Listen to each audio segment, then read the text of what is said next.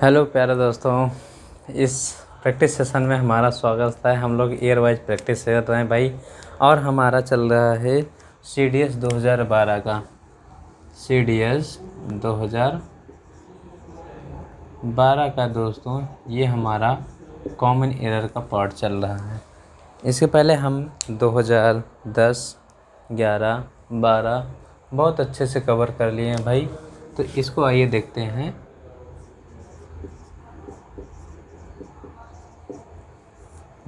समझते हैं दोस्तों एक एक क्वेश्चन को। ठीक है भाई, चलिए आइए। पहला वर्ड है हमारा, देखिए भाई, पहला क्वेश्चन है हमारा मच वाटर। मच वाटर, ये ऑप्शन हो गया भाई। हैज फ्लोन, हैज फ्लोन, ये आपका बी ऑप्शन हो गया भाई। Under this bridge, under this bridge, ये क्या होगा भाई? ये सी ऑप्शन हो गया। उसके बाद आपका नो एरर वाला पार्ट, ये डी ऑप्शन हो गया। ठीक है दोस्तों, अब ज़रा इसमें गलती पकड़ते हैं। क्या है? Much water. मच वाटर यानी कि बहुत अधिक पानी। हैज़ फ्लोन, जो बह रहा है, बह रहा है, बह रहा। अंडर ब्रिज, किसके नीचे से? Under bridge. तो ज़रा एक बात बताइए दोस्तों, फ्लो डाउन, डाउन होता है दोस्तों, यानी कि किसी चीज़ का फ्लो होना एक ही डायरेक्शन में। क्या होता है भाई? किसी चीज़ का एक ही, यानी कि to move directly, to move steadily and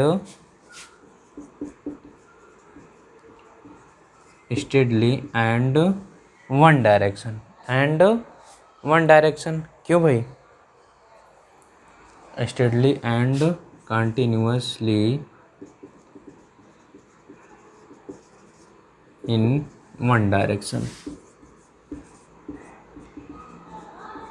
in one direction, इसको फ्लो डाउन कहते हैं। और अंडर ब्रिज का बह रहा है, यानी कि ब्रिज के नीचे से बह रहा है पानी, तो वो किसी भी दिशा में, यानी कि ब्रिज तो ब्रिज के नीचे से ही बह रहा है, कहीं और से तो जा नहीं जाए। तो इसलिए दोस्तों यहाँ पर अंडर ना होकर के क्या होगा? डाउन होगा। क्या होगा भाई? डाउन होगा।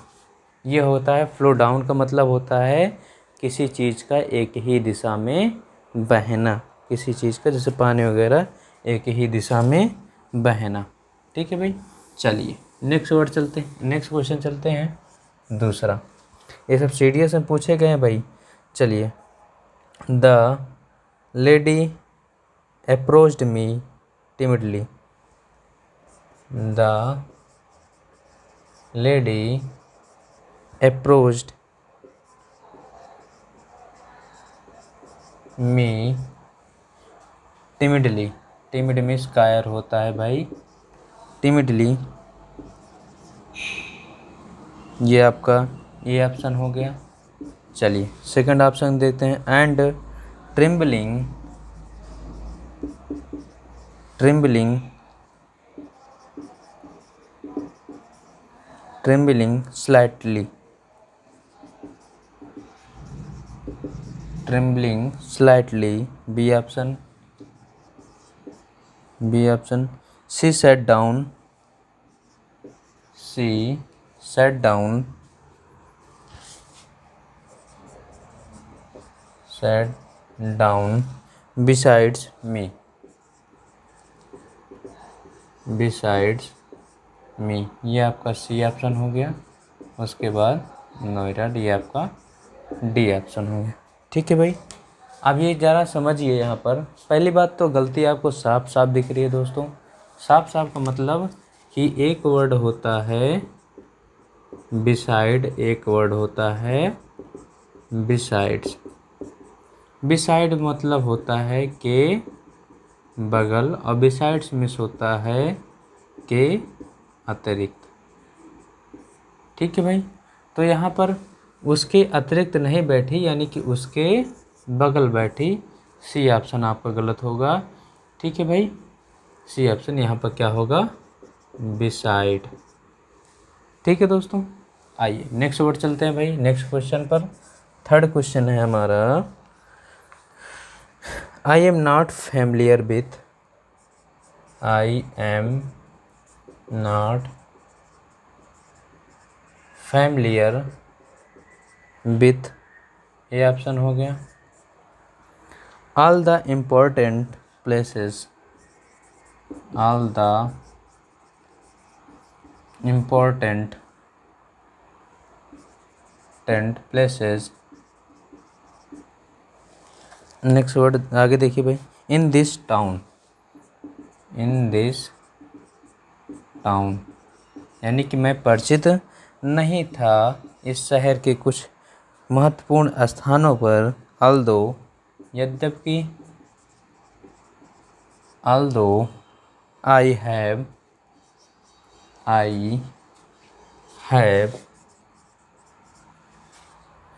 Been, I have been living here since 2 years, since 2 years।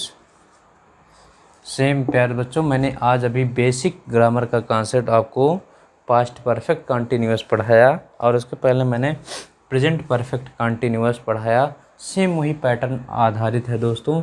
देखिए, सबसे पहली बात आप समझ लीजिएगा, सिंस और फॉर का यूज कहाँ होता है। सिंस का यूज होता है पॉइंट ऑफ टाइम के लिए, यानी कि निश्चित समय के लिए। ठीक है भाई। अब फॉर का यूज पीरियड ऑफ टाइम के लिए होता है, यानी कि अनिश्चित समय के लिए। जैसे मैं कह दूं 2 घंटे से, 2 घंटे से, और मैं कह दूं इसको 2 बजे से। बताइए, मैंने इसको बता दिया कि 2 बजे से, यानी जो घड़ी का क्लॉक टाइम है 2 बजे से, कोई काम हो रहा था मान लीजिए, और इसको मैं कह दूं 2 घंटे से, तो 2 घंटे से यानी कि 2 घंटे से सुबह से, शाम से, दोपहर से कब हो रहा है कोई काम, कुछ पता नहीं है, इसीलिए इसका निश्चित, ये निश्चित। तो ज़रा आप समझ लीजिए कि मैं यहाँ पर 2 सालों से रह रहा हूँ, 2 साल से रह रहा हूँ, मैं 1980 से रह रहा हूँ, 1990 से कह रहा हूँ, 2020 से रह रहा हूँ, कि 2000 कब से रह रहा हूँ, कुछ पता है। तो यहाँ पर देखिए दोस्तों, आपको अनिश्चित समय दिया गया, इसीलिए आपको सिन से ना होकर किसका यूज होगा, फॉर का प्रयोग होगा। हमारा कौन सा ऑप्शन सही होगा, ये आपका सी ऑप्शन था। उसके बाद नो एरर था दोस्तों, एडी, यानी आपका सी ऑप्शन आपका सही होगा। ठीक है भाई, चलें नेक्स्ट, बातें समझिए भाई, नेक्स्ट चलिए दोस्तों, इसको ज़रा मैं इरेज करता हूँ। जो लोग बेसिक ग्रामर के सेशन ना सीखे हों, ना पढ़े हों, वो हमारे इसी प्लेलिस्ट में जाएंगे तो आपको मिल जाएगा। चौथा नंबर क्वेश्चन देखिए भाई, चौथा नंबर क्वेश्चन कह रहा है, if I would be a millionaire, if I would be a millionaire, millionaire जिसको कहते हैं, यानी मैं मिलियनर होता, ये ऑप्शन होता। देखिए, I would not be wasting, I would not be wasting my time, ये आपका बी ऑप्शन हो गया भाई। वेटिंग फॉर अ बस, वेटिंग फॉर अ बस, ये सी ऑप्शन हो गया। उसके बाद नो एरर, डी ऑप्शन। चलिए देखते हैं भाई, if I would be a Millionaire, यानी कि देखिए दोस्तों, आपको कंडीशनल सेंटेंस दिए जाते हैं, क्लॉज ऑफ कंडीशन और क्लॉज ऑफ रिजल्ट, ये 2 चीज़ें आपको दी जाती हैं दोस्तों। कंडीशनल सेंटेंस यदि हमारा काल्पनिक होता है, इमेजिनरी होता है, यदि मैं प्राइम मिनिस्टर होता, आकाश में यदि जो है चिड़िया होता है ना, तो कंडीशनल सेंटेंस यदि हमारा कोई कोरी कल्पना होती है, इमेजिनरी होती है, तो टेंस हमारा चाहे जो भी हो क्रिया के रूप में हमेशा वर का यूज होता है। यहाँ पर किसका यूज होगा? वर का यूज होगा। देखिए इसके लिए कुछ condition, if plus subject plus verb, है ना दोस्तों। If plus subject plus verb plus object. Next class जो हमारा क्लास ऑफ रिजल्ट है उसका subject plus would plus main verb की फर्स्ट फॉर्म, देन उसके बाद ऑब्जेक्ट। ये आपको ये स्ट्रक्चर मिलता है दोस्तों। ये हमेशा अनरियल होता है। कैसी कंडीशन उसको? अनरियल कंडीशन होती है। कैसी होती है भाई? अनरियल। ये हमेशा देगा कैसा? आपको सिर्फ यही ध्यान रखना होगा दोस्तों कि अनरियल कंडीशन सब्जेक्ट हमारा चाहे जिस भी टेंस का हो, जिस भी कैटेगरी का हो, जिस भी नंबर का हो, क्रिया के रूप में हमेशा वर का यूज होगा और इसके बाद हमेशा वुड प्लस B1 का प्रयोग किया जाता है। बहुत बार एग्जाम में पूछा जाता है ये चीज़ें, वुड प्लस B1 का प्रयोग किया जाता है दोस्तों। एक कंडीशन आपकी और बनती है, इफ़ प्लस यहीं पर जो है यदि मैं कह दूं, क्या कह दूं भाई? B2 कह दूं, वर्ब B2 कह दूं दोस्तों, तो पर भी हमारी कंडीशन यही रहने वाली है। ठीक है भाई। यदि मैं कह दूं if plus subject plus had B3 then object, तो जो हमारा नेक्स्ट क्लास होगा क्लास ऑफ रिजल्ट, उसमें सब्जेक्ट होगा plus would have plus B3 then object. ये आपको इतना, यानी कि कुल मिलाकर के इफ़ प्लस सब्जेक्ट के साथ यदि हैड B3 दिखा तो उसके साथ हमेशा वुड हैव B3 लिखना पड़ेगा। ठीक है भाई, वुड हैव B3 लिखना पड़ेगा। बातें समझ में? यदि आपको वुड हैव नहीं मिलता है तो कुड हैव नहीं मिलता तो माइट हैव, और माइट हैव कुड के पहले शुड हैव, है ना। ये आपको चीज़ें would have, could have, might have का प्रयोग वहाँ पर किया जा सकता है। आपको ये चीज़ें याद ध्यान रखनी होंगी कि यदि क्लास ऑफ कंडीशन हमारा जो है हैड B3 में है तो class of result would have B3 में जाएगा, और यदि क्लास ऑफ कंडीशन हमारा अनरियल है यानी कि वर का यूज है तो क्लास ऑफ रिजल्ट में वुड प्लस B1 का यूज होगा। बातें समझ में? ये आप ध्यान रखिएगा। चलिए भाई नेक्स्ट चलते हैं।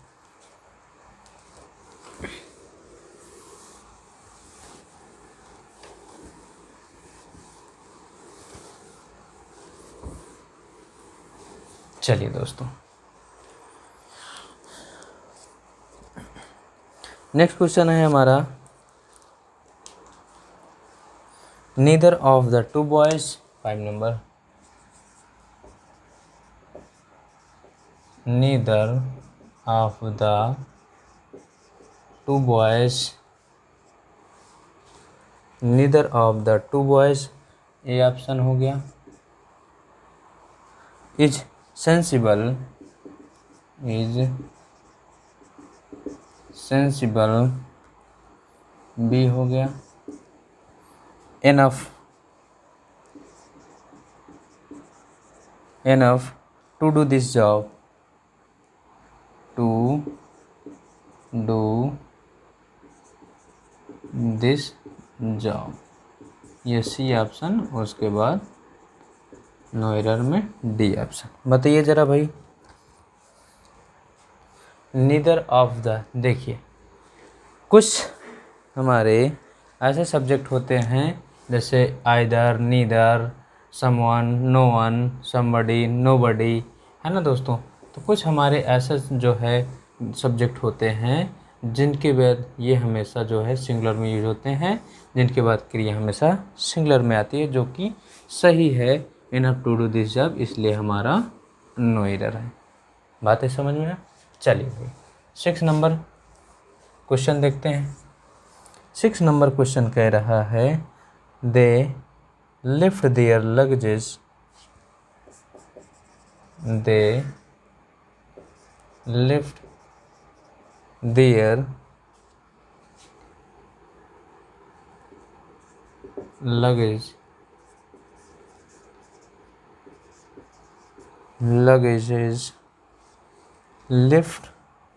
लिफ्ट के बाद ये ऑप्शन है भाई, इसको ज़रा ध्यान दीजिए। देयर, ये बी ऑप्शन हो गया। At the railway station, at the railway station, ये आपका सी ऑप्शन। उसके बाद नो, डी ऑप्शन। चलिए भाई देखिए, जैसे कि हमारा अब इससे कुछ हमको देखिए गलती तो हमारी पकड़ में आ रही होगी, यानी कि उन्होंने कुछ लिफ्ट कर दिए लगेज को, कहाँ पर, रेलवे स्टेशन पर। तो ज़रा इसे बताइए, यहाँ पर लगेजेस यूज हुआ है। कुछ हमारे नाउन ऐसे होते हैं कि उनका कभी भी प्लूरल नहीं बनाया जाता दोस्तों, उसमें से एक लगेज है। लगेज का कभी भी प्लूरल नहीं बनता। तो कुछ नाउन ऐसे होते हैं जिनका प्लूरल कभी नहीं बनाया जा सकता दोस्तों, जैसे कि हमारा पहला वर्ड है लगेज। लगेज है, बैगेज है, सीनरी है ना दोस्तों। लगेज है, बैगेज है, सीनरी है ना। इंफॉर्मेशन है, पोएट्री है ना। लगेज, बैगेज, सीनरी, पोएट्री है ना। फर्नीचर है। इन सब का जो है आप क्या नहीं बना सकते भाई, सिंगुलर से प्लूरल। ये हमेशा सिंगुलर होते हैं, इनका प्लूरल नहीं बनाया जाता दोस्तों, ठीक है भाई। ज्वेलरी भी होती है आपकी, ज्वेलरी। इक्विपमेंट भी होता है भाई, EQUIPMENT, इक्विपमेंट का इक्विपमेंट्स, यानी कि ज्वेलरी का ज्वेलरी, सीनरी का सीनरीज, फर्नीचर का फर्नीचर्स, इंफॉर्मेशन का इंफॉर्मेशन। ये सारी चीज़ें आपको, बैगेज का बैगेजेज और लगेज का लगेजेज, ये कभी नहीं बनाया जाता। ये नाउन हमेशा सिंगुलर में यूज होते हैं, इनके साथ ही ICS लगाकर इनका प्लूरल नहीं बनाया जाता दोस्तों, ठीक है भाई। चलिए आइए नेक्स्ट चलते हैं। 7 नंबर क्वेश्चन देखिए भाई। चलिए, you will get all the informations, you will get A option, all the informations, B option हो गया। if you read this book, if you read this booklet, read this booklet carefully, carefully, ये C option हो गया। उसके बाद आपका no error. बताइए ज़रा भाई, you will get all the information. अभी मैंने अभी आपको बताया कि इंफॉर्मेशन का इंफॉर्मेशन नहीं बनता है, आपका बी ऑप्शन। चलिए भाई चलते हैं 8 नंबर क्वेश्चन पर। देखिए ज़रा 8 नंबर क्वेश्चन क्या कह रहा है दोस्तों। The sang very well, the C S the C sang, A option, very well, B option हो गया। isn't it, यानी कि isn't, is not it, is not it, ये आपका सी ऑप्शन हो गया भाई। उसके बाद नो इधर, ये आपका किस का है, ये आपका जो कॉमन एरर है क्वेश्चन टैग का पार्ट दिया गया है। तो जिस टेंस में हमारा जो है प्रिंसिपल क्लॉज होता है उसी टेंस में हमारा कोऑर्डिनेट क्लॉज होता है। यानी कि ज़रा देखिए, शी सेंग, क्वेश्चन टैग हमेशा इसके अकॉर्डिंग आएगा, सब्जेक्ट के अकॉर्डिंग, है ना भाई। और प्रोनाउन भी यूज सब्जेक्ट के अनुसार ही किया जाता है। तो यहाँ पर देखिए नाउन का यूज, तो सेंग हमारा देखिए क्या है, पास्ट टेंस। पास्ट टेंस में हम ऑक्सिलरी वर्ब किसका यूज करते हैं, डिड का, वो भी निगेटिव में यूज करते हैं। तो यहाँ पर किसका यूज होगा, डिडंट का यूज होगा दोस्तों। किसका यूज होगा भाई, डिडंट का यूज होगा। और ये प्रोनाउन सी होगा, इट का प्रयोग नहीं होगा। बात है समझ में। क्वेश्चन टैग हम बेसिक ग्रामर सेशन में बस पढ़ाने वाले हैं, वहाँ पर आप अच्छे से पढ़िएगा। ठीक है दोस्तों। तो ये आपका सी ऑप्शन आपका गलत है। 9 नंबर क्वेश्चन चलते हैं भाई। 9 नंबर क्वेश्चन देखिए, he is working, he is working, ये option, in a bank,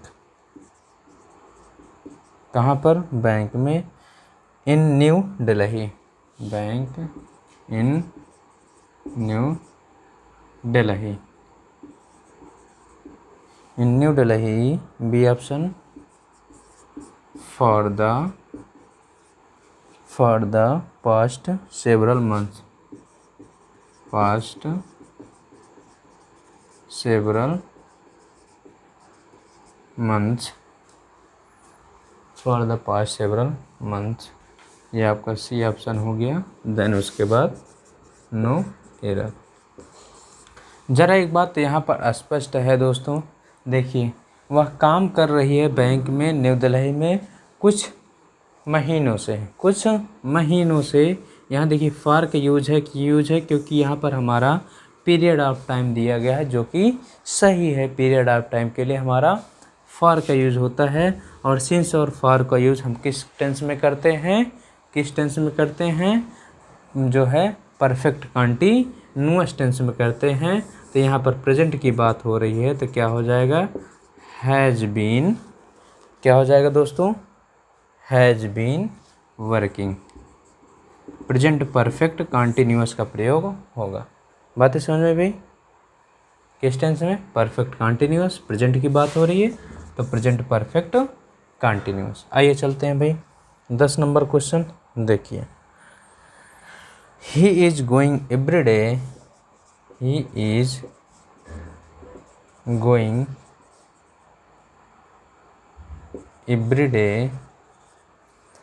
day, A option हो गया भाई, for a morning walk, for a morning walk. B option हो गया, B option, with his friends and neighbours, with his friends, with his friends and neighbours. Neighbour means पड़ोसी।